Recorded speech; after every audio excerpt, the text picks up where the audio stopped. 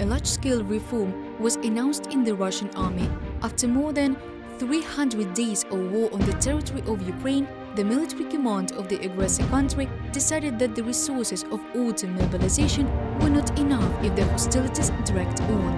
In order to guarantee the solution of the tasks of ensuring the military security of the Russian Federation, we need to increase the strength of the armed forces to 1.5 million servicemen, including contract servicemen, to 695,000.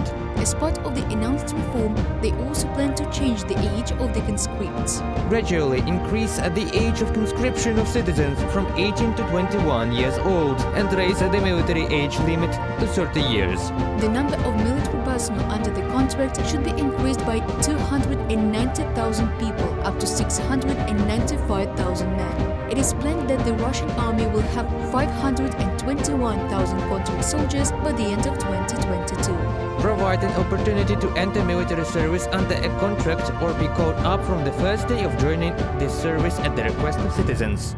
Allowing conscripts to conclude contracts makes possible an immediate sending them to the front line instead of undergoing military service. But even this fact, which essentially unties the hands of the military command, will not lead the Russian army to positive results, since the motivation of the Russian military will remain at a low level, unlike the motivation of the Ukrainian armed forces, the expert believes.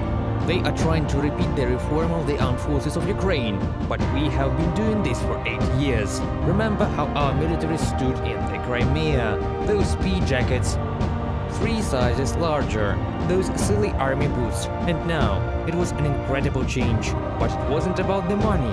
Yes, there was something about money, but the reform was in the heads.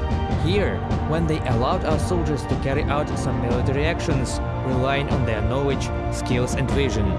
As part of the reform, they also say about supplying the army, but according to the military expert, this is nothing more than a declaration of intent.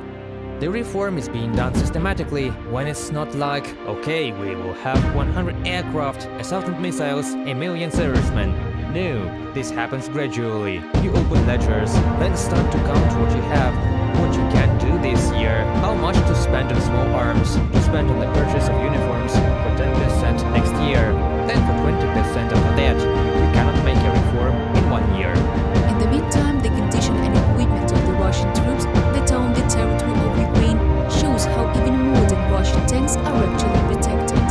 As part of the reform, the formation of 2 military districts in Moscow and St. Petersburg was announced, as well as plans to create 3 plants for the repair of military equipment in 2023. Reported by Diana Kolesnik, Natalia Belokudya, Evgeny Karmazin, UATV News.